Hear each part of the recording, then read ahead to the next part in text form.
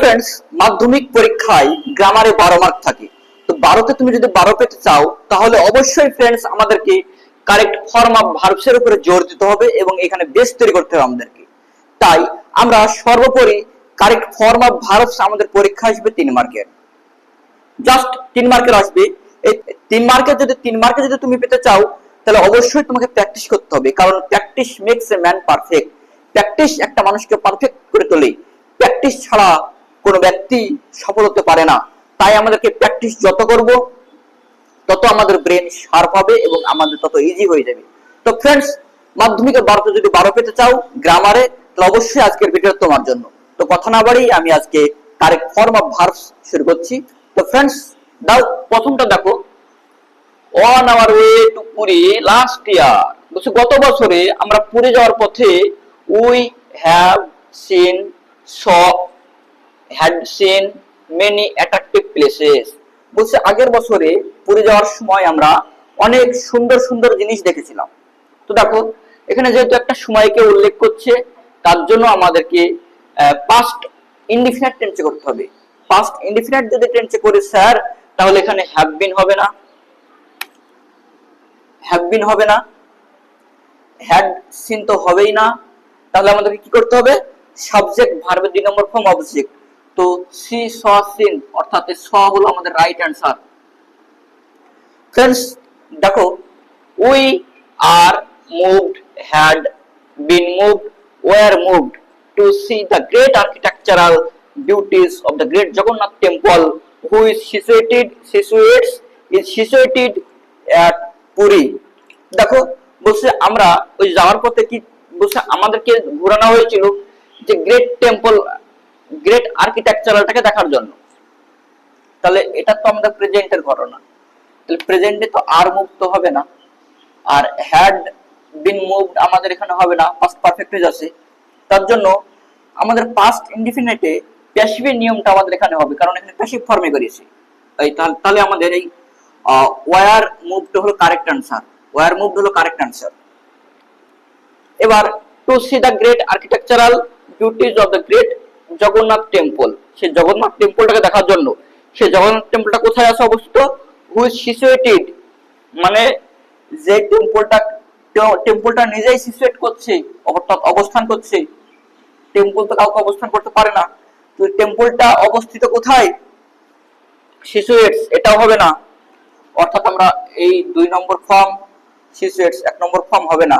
আমাদের প্যাসিভের ক্ষেত্রে present indefinite আছে। দেখো হুইচ ইজ সিচুয়েটেড এট পুরী, যেটা পুরীতে অবস্থিত আছে। তো ফ্রেন্ডস, আমাদের আজকের দেখো প্রথম যে কোশ্চেনটা ছিল সেই কোশ্চেনটা সলিউশন হলো, এবং এই কোশ্চেনটা একটু তোমাদেরকে দেখতে হবে এবং কোথায় কিভাবে আমি কি করছি, এবং তোমাদেরকে এর জন্য টেন্স পড়তে হবে। টেন্সটা জানা খুবই আবশ্যক, এবং টেন্স না জানলে তুমি কারেক্ট ফর্ম অফ ভার্বস পারবে না। তাই ফ্রেন্ডস, আমরা দ্বিতীয়টা দেখো, রাজা who has been ill, is ill, was ill for a month, have visited doctor last Monday. The doctor had advised his complete bed rest.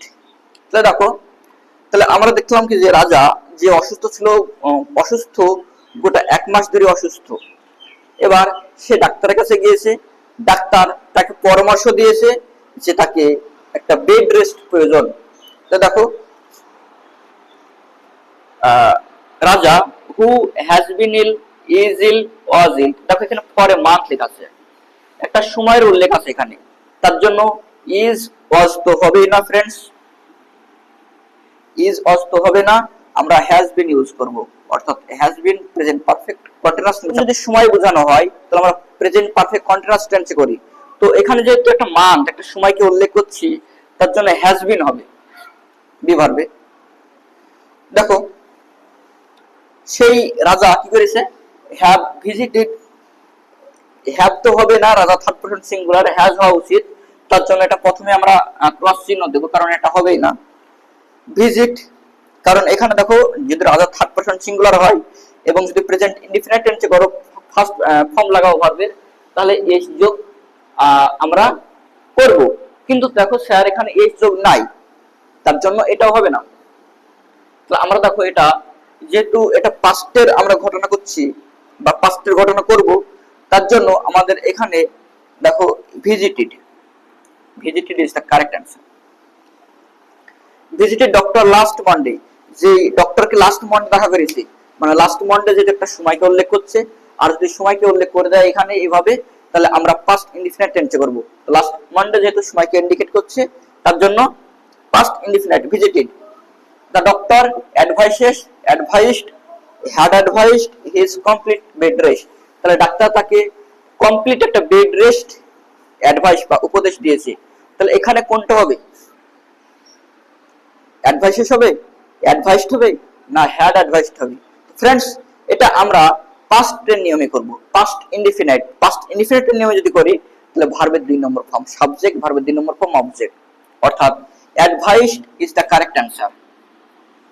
তো ফ্রেন্ডস, তোমাদের যে কারেক্ট ফর্ম অফ ভার্বস 3 মার্কের পড়বে, সে 3 মার্ক তোমাকে পেতে হবে, এবং ফ্রেজাল ভার্ব 3 মার্কের পড়বে, সেখানেও 3 মার্ক পেতে হবে।